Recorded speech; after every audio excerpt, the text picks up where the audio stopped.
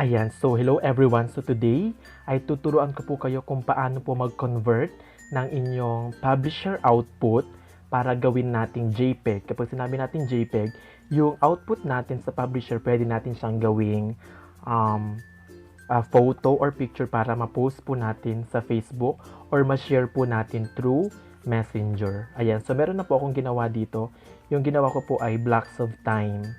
Ayan, kung gusto niyo po makuha ito, kunin niyo lang po or i-follow niyo lang po ako sa Teacher Mikel Instructional Materials. Ayan. So, ang gagawin natin para gawin natin itong JPEG format ay i-click po natin itong file.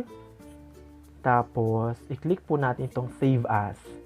Tapos, i-click po natin itong halimbawa, gusto natin ilagay dito sa new items. Tapos, ang gagawin lang natin ay i-click natin itong publisher file dito. Tapos, hanapin natin yung JPEG. Ayan po, yung JPEG format. Tapos, click save. Ayan. Ayan, i-click natin yung save. Okay. Ang kaibahan lang po nito sa PowerPoint presentation, kapag kasi sa PowerPoint presentation ay gusto nyong i-JPEG format yung gawa ninyo, pwede nyong gawin lahat na JPEG format. Dito naman, ang gagawin nyo ay isa-isa. Gawin nyo itong JPEG format, i-save as nyo.